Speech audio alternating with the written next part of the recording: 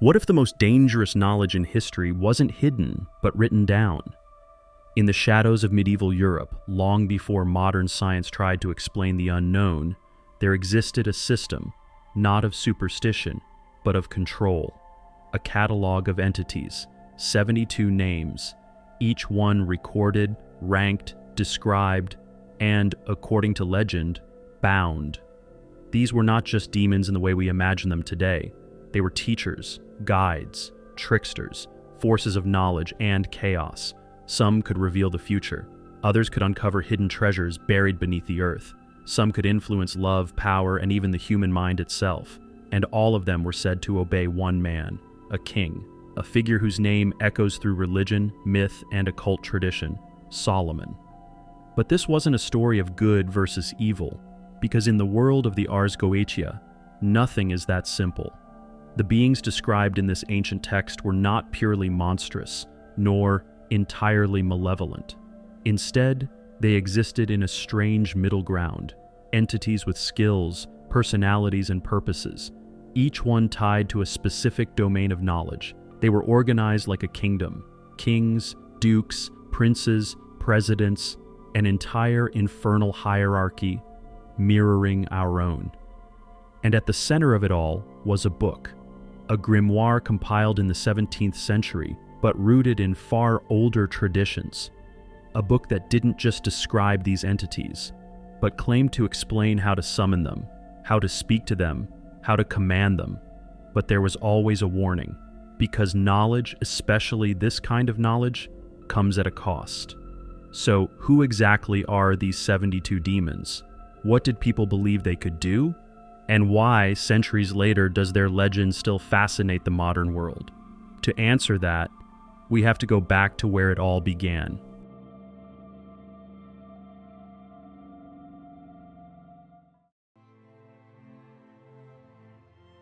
To understand the 72 demons of the Ars Goetia, we have to step back into a world where magic, religion, and philosophy were not separate ideas, but deeply intertwined.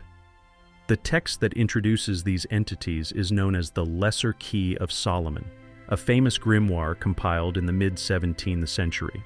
But despite its relatively late appearance in written form, its roots stretch much further back, drawing from centuries of earlier traditions, folklore, and esoteric belief systems.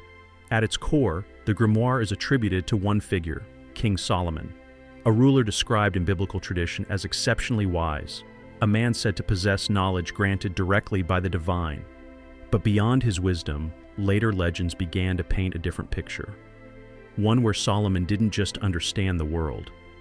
He controlled what lay beyond it. According to these stories, Solomon was given a powerful artifact, often described as a ring or seal, that allowed him to command spirits and demons. With it, he was said to bind 72 entities, forcing them into service and compelling them to reveal their secrets. These spirits would later become the foundation of the Ars Goetia. But the text itself doesn't present them as random monsters. Instead, it organizes them with surprising precision. Each demon is given a name, a rank, a number of legions they command, a detailed description of their appearance, and most importantly, their abilities. This structure reflects something deeper than fear. It reflects an attempt to categorize the unknown. In the worldview of the time, demons weren't just embodiments of evil. They were forces tied to knowledge, nature, and human experience. Some were believed to teach science, philosophy, and the arts. Others could reveal hidden truths, past, present, or future. There were even those said to influence emotions, shaping love, loyalty, or conflict. In many ways, they resembled distorted reflections of human desires, but interacting with them was never considered safe. The Ars Goetia describes not only the demons themselves, but the methods required to summon them, and the precautions necessary to survive the encounter. Magicians were instructed to use specific tools, a magic circle drawn with precision to protect themselves, a triangle of manifestation where the demon would appear, and most importantly, the demon's sigil, a unique seal acting as both a symbol and a point of control. Through rituals, incantations, and strict procedures, the practitioner would attempt to call upon these entities and bind them to their will. But the text is clear about one thing: these beings are not to be trusted. They are described as deceptive, cunning, capable of manipulation. Even when controlled, they are said to look for weaknesses, moments where the magician might falter. Because unlike simple tools, these were entities with intent, and that's what makes the Ars Goetia so fascinating. It doesn't just present a list of demons, it presents a system, a structured attempt to understand and command something far beyond human comprehension. So with that foundation in place, the question becomes, who are these entities, one by one, and what exactly were they believed to do? Let's begin with the first spirit listed in the Ars Goetia.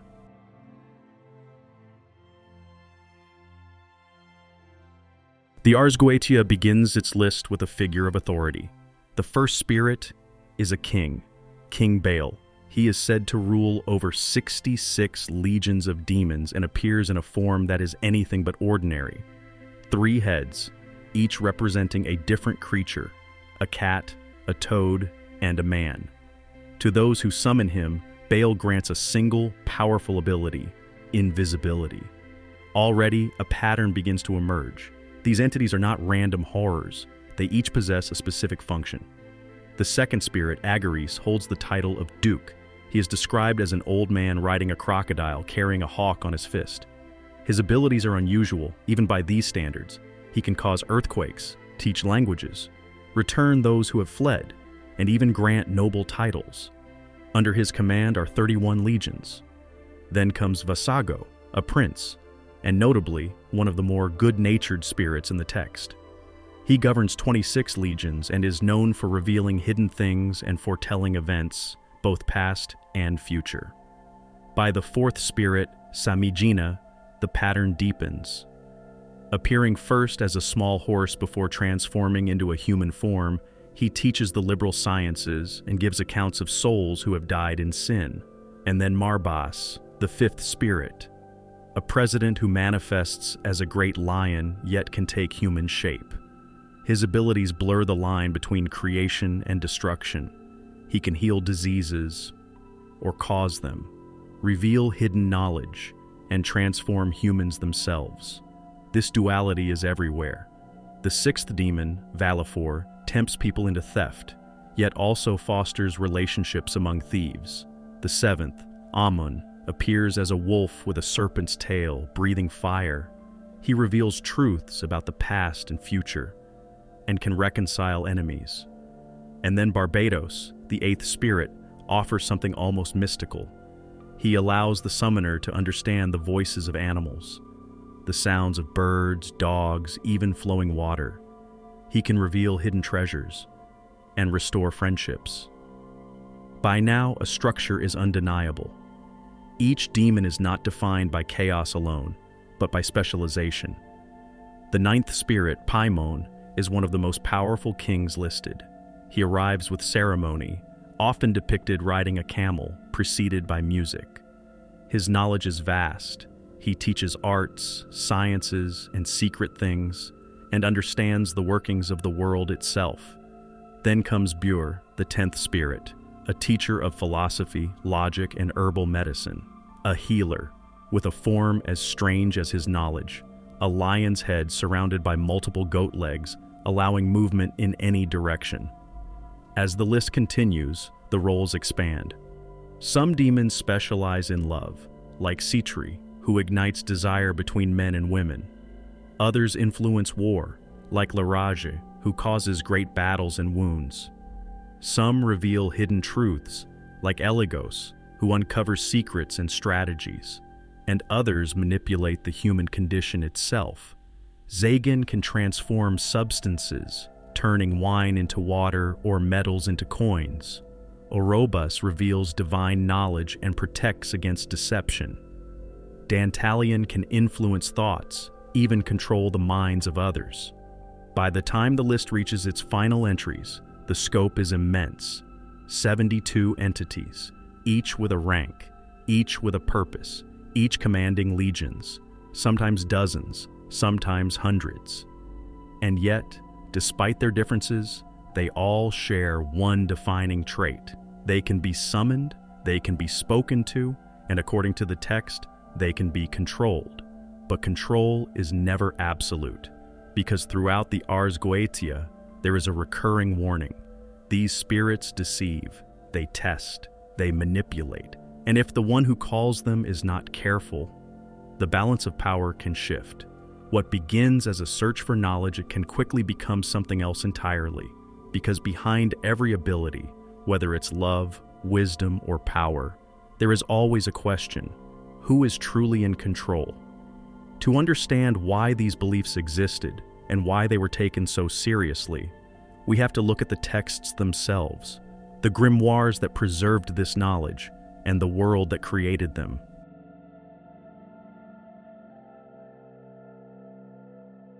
To fully understand the Ars Goetia, we need to understand the kind of world it came from, because this wasn't just a strange list of demons. It was part of a much larger tradition, one built on texts known as grimoires. Grimoires were not stories, they were manuals, books of instruction that claimed to teach the reader how to interact with the unseen world through rituals, symbols, invocations, and precise ceremonial steps. To the people who studied them, these texts were not entertainment. They were tools. The Lesser Key of Solomon, which contains the Ars Goetia, is one of the most famous of these grimoires. Compiled in the 17th century, it brought together older traditions from medieval Europe, combining elements of Jewish mysticism, Christian theology, and earlier occult practices. But it wasn't alone. Other grimoires existed alongside it.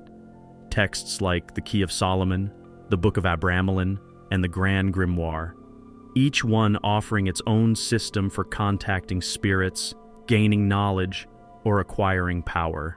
What makes the Ars Goetia stand out is its structure. It doesn't just describe spirits, it organizes them. 72 demons, each ranked, categorized, and assigned a role within a hierarchy that mirrors human systems of power. Kings command, dukes govern, princes advise, presidents oversee. It feels almost administrative, as if the unknown could be documented, filed, controlled. But the grimoires go further than description. They provide instructions, detailed step-by-step methods for summoning these entities, often requiring specific timing, precise wording, ritual tools, protective symbols. At the center of these rituals is the idea of protection and control. The magician stands within a carefully drawn circle, a boundary meant to shield them from harm. Outside that circle, a triangle is placed, where the summoned entity is expected to appear. And then there are the sigils. Each demon has one, a unique symbol believed to represent its essence. These sigils act as keys, linking the physical ritual to the spiritual entity being called. Without them, the ritual is incomplete. But even with all precautions in place, the texts are filled with warnings. Repeatedly, they emphasize that these spirits are deceptive. They may lie, they may resist, they may attempt to manipulate the one summoning them. And so the magician is instructed to remain firm, to command, not request. This reveals something important about the mindset behind these grimoires. They weren't just about curiosity, they were about control over chaos. In a time where disease, disaster, and uncertainty were part of everyday life, these texts offered something incredibly powerful. The idea that the unknown could be understood, that hidden forces could be named, and that, with the right knowledge, they could even be commanded. But whether these rituals were ever truly believed to work, or whether they served as symbolic systems for understanding the world, is still debated today. What isn't debated is their influence, because the ideas contained in these grimoires didn't disappear, they evolved, and over time, they found their way into new belief systems, new movements, and eventually into the modern world.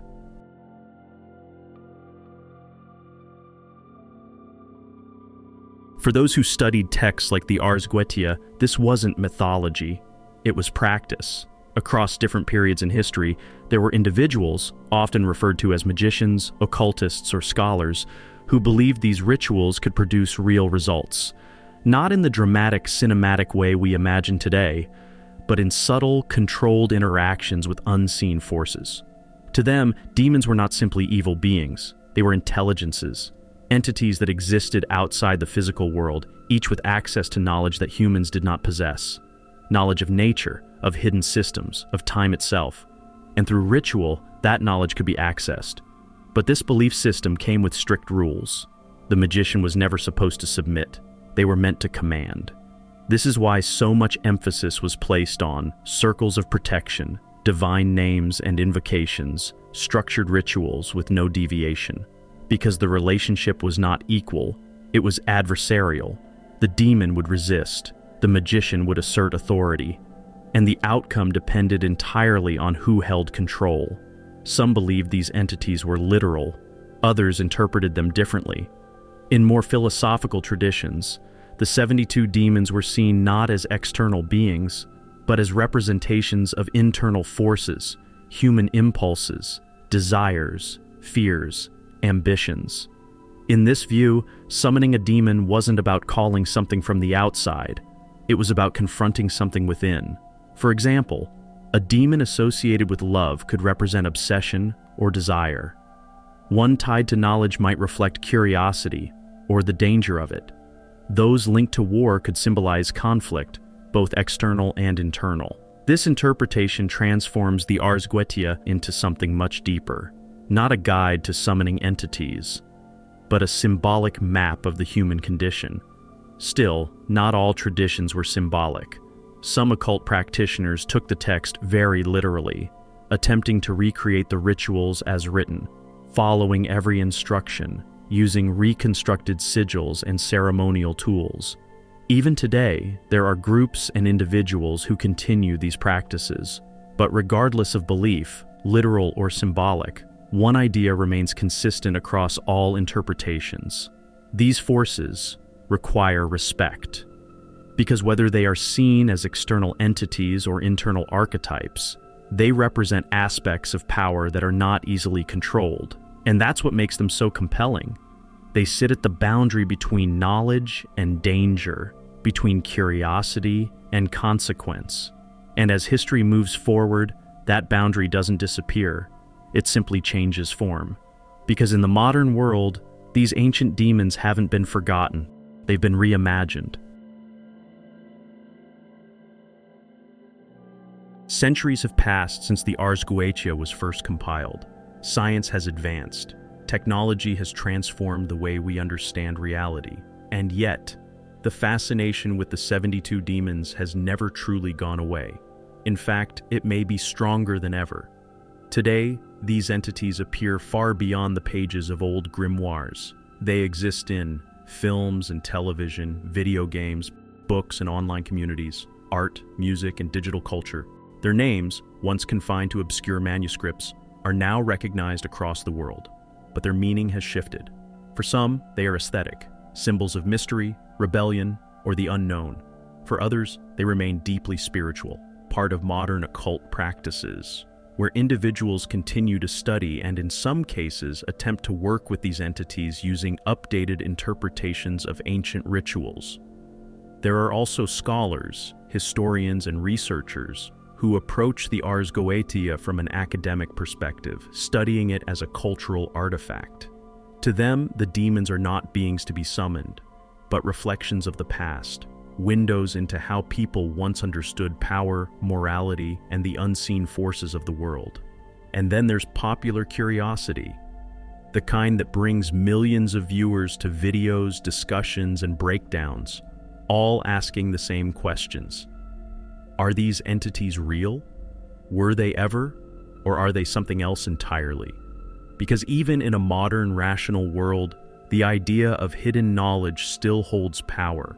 The idea that there are things we don't fully understand, things just beyond reach. And that's why the 72 demons continue to endure. Not because everyone believes in them, but because they represent something timeless. The human desire to explore the unknown, to name it, to understand it, and maybe to control it. The 72 demons of the Ars Goetia are more than a list of names. They are a system, a structure built around the idea that even the most chaotic forces can be categorized, studied, and possibly controlled. Each demon represents something different: knowledge, power, love, conflict, transformation. None of these things are inherently good or evil. They are tools, and like any tool, their impact depends entirely on how they are used. That's what makes this text so fascinating. It doesn't present a simple battle between light and darkness. Instead, it suggests that everything, even knowledge itself, carries risk. That curiosity can lead to discovery, but also to danger. Culturally, these demons offer insight into the past. They show us how earlier societies tried to make sense of a world that often felt unpredictable and uncontrollable. They reflect fears, hopes, and the desire to impose order on chaos. But they also reflect something that hasn't changed. Because even today we are still asking the same questions. What lies beyond what we can see?